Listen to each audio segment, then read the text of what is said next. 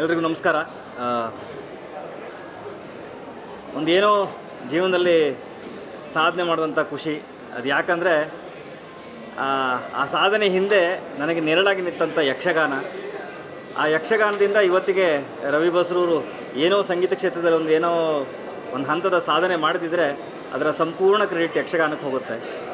ಆ ಯಕ್ಷಗಾನ ಇಲ್ಲದಿದ್ದರೆ ಬಹುಶಃ ಆ ಗಾಳಿ ಮೂಲಕ ಹಾಡುಗಳ ಭಾಗವತಿಕೆ ಆಗಿರಲಿ, ತಾಳಮದ್ದಲೆ ಆಗಿರಲಿ, ಇದೆಲ್ಲ ಗಾಳಿ ಮೂಲಕ ನಮ್ಮ ಮೆದ್ಲಿಗೆ ಹೋಗದೇ ಇದ್ದರೆ ಬಹುಶಃ ಇವತ್ತು ಸಂಗೀತ ಕ್ಷೇತ್ರದಲ್ಲಿ ನಾನು ಈ ಮಟ್ಟದ ಸಾಧನೆ ಮಾಡಲಿಕ್ಕೆ ಸಾಧ್ಯ ಇರ್ತಿರಲಿಲ್ಲ.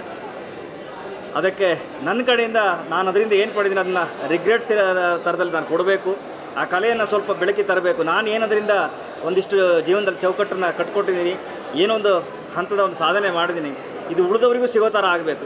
ಏನು 3 ಜಿಲ್ಲೆಗೆ ಅಂತ ಇದೆ, ಆ 3 ಜಿಲ್ಲೆಗೆ ಬಿಟ್ಟು ಹೊರಗಿನವರಿಗೂ ಇದರ ವೈವಿಧ್ಯತೆ ಗೊತ್ತಾಗಬೇಕು, ಇದರ ಘನತೆ ಗೊತ್ತಾಗಬೇಕು ಅನ್ನೋ ಉದ್ದೇಶದಿಂದ ಈ ಸಿನಿಮಾವನ್ನು ಮಾಡಿದ್ದೇನೆ. ಇದು ಯಕ್ಷ ಸಿನಿಮಾ ಅನ್ನೋದಕ್ಕಿಂತ ಮುಖ್ಯ ನಮ್ಮ ಕಲ್ಚರು, ನಮ್ಮ ಕಲೆಯನ್ನು ಜನರಿಗೆ ತೋರಿಸ್ಬೇಕು ಅನ್ನೋ ಉದ್ದೇಶ.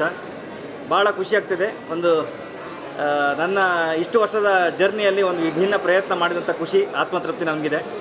ಸೊ ಎಲ್ಲ ಜನರಲ್ಲೂ ನನ್ನಿಂದ ಒಂದು ವಿನಂತಿ, ಸಿನಿಮಾವನ್ನು ಚಿತ್ರಮಂದಿರಕ್ಕೆ ಬಂದು ನೋಡಿ, ಒಂದು ಯಕ್ಷಗಾನದ ಕಲೆಗೆ ನಿಮ್ಮಿಂದಾದಂಥ ಒಂದು ಗೌರವ ಸಿಗಲಿ, ಅದರ ಮೆರುಗನ್ನು ಅದು ಪಡೀಲಿ ಅಂತ ನನ್ನ ಆಶಯ. ದಯವಿಟ್ಟು ಎಲ್ಲರೂ ಚಿತ್ರಮಂದಿರಕ್ಕೆ ಬನ್ನಿ, ಸಿನಿಮಾವನ್ನು ನೋಡಿ, ಎಲ್ಲರಿಗೂ ಆಶೀರ್ವಾದ ಮಾಡಿ. ಧನ್ಯವಾದ.